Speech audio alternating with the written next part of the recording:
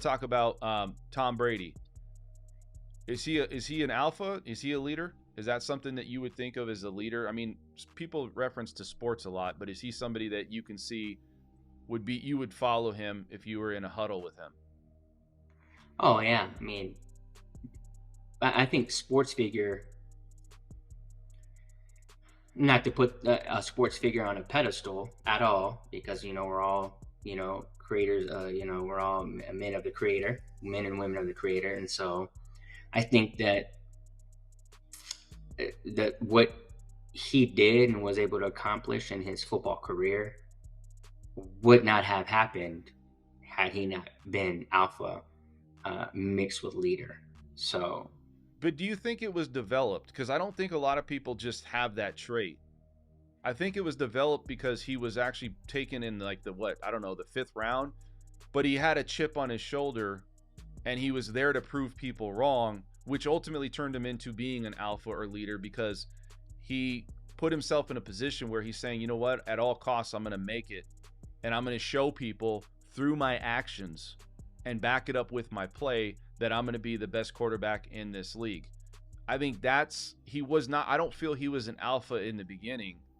He may have some traits. I think he became that because of the chip on his shoulder and then getting to where he became over hard work and understanding of what's gone on. And then ultimately he became a leader and then ultimately gained respect from people. And just like that with presidents, then they can say and classify him as an alpha persona. Is that right?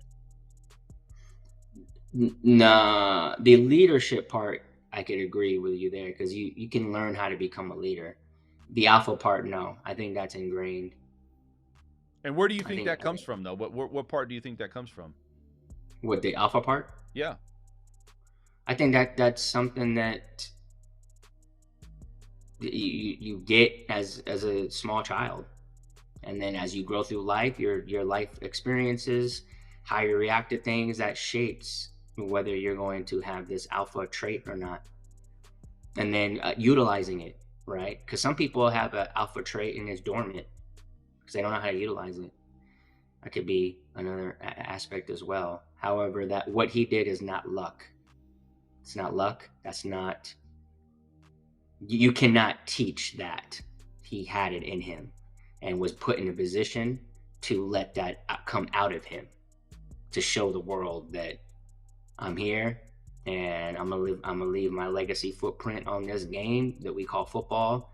And 100 years after I'm gone, and another 100 years after that, my name will be remembered forever and foremost. So no, what he did and that type of achievement cannot be.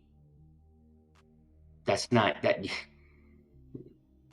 That's not teachable. You don't teach that. What about this, man? I got a question on something. What about LeBron James? Right? He's a number. I'm saying these figures because there's such a face of a a franchise or face of a league. LeBron James has been around and he's got a lot of mixed reviews or controversy on how he handles himself. A lot of people don't like LeBron James. You know, a lot of people don't like how he carries himself or the ways that he does, kind of throwing tantrums and stuff. And so, to you, do you feel like he's a leader? Yes. Why? Yes. He's a four-time world champion, NBA, and he does not allow outside noise to dictate his decisions. Yeah, So, but let me say this: if he's a leader and he's saying that he doesn't have any noise or outside noise that doesn't distract him, I think where he's at is he's not a leader in winning, in my opinion, because that's not the only. I don't think that's the most important thing to him.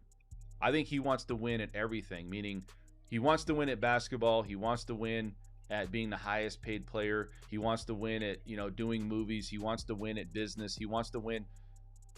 He has, to me, a very narcissistic, it's about me attitude. And I don't know him that well, so I'm not going to sit here and say I know him, but from what I see of him, and it's okay if he doesn't win basketball games because he's probably thinking I'm winning in other areas of life. Where if you think somebody like a Michael Jordan, which is a different style leader, He wants a result. He wants to win. His purpose is there to win. You never heard him talk about like how much money he made off the court or his businesses or anything like that, starting podcasts, whatever it was. He was just there to make that basketball team or that situation the ultimate result, which is winning championships. Do you think that there's different styles to this? Because I think LeBron is more laid back. His leadership comes in, well, we had a bad season, guys. Let's kind of fix this, or we're doing this. But he's not really. He doesn't have that alpha trait to me, where people go there and they just want to follow him. They want to follow his lead. I think part of being like a Kobe or like a Jordan is you got to be an asshole a little bit. And I'm not saying, that's where you got to retract it, but you have to have some asshole in you. And I don't know if he has that. Yes. He's 38, 39 years old in the NBA, performing at a very high level. So, overall number one scorer in the history of the game. He scored more points than any other basketball player in the history of the game, with all the other stats and accolades that he has. You cannot accomplish that by the roll of the dice. So he is 100% a leader. Whether he's a leader of men, a leader of whatever people want to follow him, he's a leader in his own life. So there is no blueprint. There is no, one size fits all of what leadership is. You cannot accomplish the things that he's accomplished not being a leader. It's impossible. Look at Larry Fink, right? Larry Fink is the we're going to talk about him, and then we're going to end the show. We're going to talk about what I think about this whole situation, the differences. Larry Fink is BlackRock. He's the guy that has 65% of the S&P 500. He owns of the 500 top companies in America. And people don't know who this guy is really. I mean, there's some people out there that talk about it, but he's a guy that's probably moving the needle. He's making decisions. He's got a monopoly.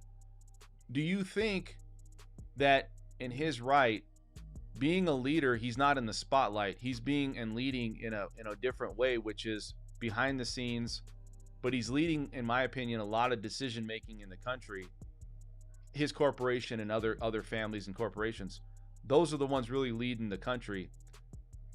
Do you feel that being outside of the limelight or outside of the being out there in the open and not showing yourself, not talking about it, that there's that silent, treatment where you can lead something or do something, but you don't have to come out and be the front or be the face of it? He's definitely an alpha, but he's a different style alpha, in my opinion, because he's not out there. He's not one, that's talking all the time. He's not doing interviews. He's not doing any of that. He's done a couple, but he's a true alpha. And if you guys don't know who he is, you can look him up. But I feel that he's somebody that is somebody that we don't really know much about, yet he's probably making decisions for everybody that we don't know about because of all the ownership and the percentage of ownership. Do you feel that somebody like him has that same attribute? Is he an alpha or is he a flag carrier? Well, I mean, he's running one of the biggest banks, or not, if the biggest bank in the world. So again, that's not by accident. That's not by sheer luck. You cannot get lucky doing that. That represents a sense of leadership and the alpha trait. And you don't, leadership is not about who knows who and who knows what. It's the exact opposite of that. So he's a leader in his role. He's a star in his role, and his role is to, get profits and high risk, high reward for BlackRock, which he's been able to accomplish, and getting people to buy into his message. So yes, that's a huge part of being a leader.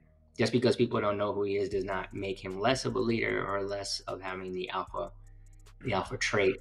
Like I said, there's no one size fits all to what leadership is. You have Elon Musk. He's everyone in the world knows who he is, right? He's a leader. And then you have someone like Larry Fink, who runs probably the biggest bank in the world, and not many people, unless you're in the banking sector, would know who he is, and he's also a leader. So uh, I guess it goes back to what we feel and what we think and what we observe doesn't really matter, right? And I guess my closeout for today's um, podcast is that a true leader, whether you're known or not known, is someone who does what they are moving through life and not worrying about how other people perceive what they're doing as right or wrong. And that's actually true leadership. Yeah, I agree with that 100%. Now, I'm going to say my opinion on all this. So I'm going to sum this up. I want to talk a little bit on all the things. We talked about presidents. We talked about sports athletes. We've talked about my personal experiences, how I, maybe mishandled or misguided things or didn't do the right things. And it's okay.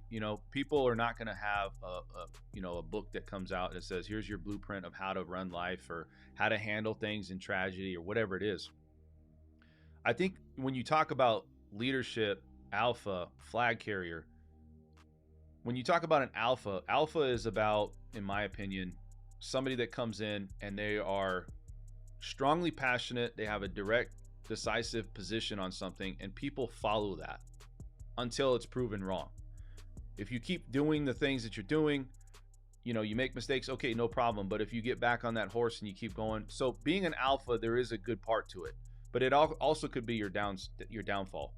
One of the things that you have to think of is when I was looking up this article said people that are givers, people that set by example, those usually are the ones that finish last, right? They're the ones that are getting taken advantage of. But ironically, when you take the full circle and you go all the way around and say, okay, well, who's the ones that's actually benefiting in a relationship or in a situation or in business?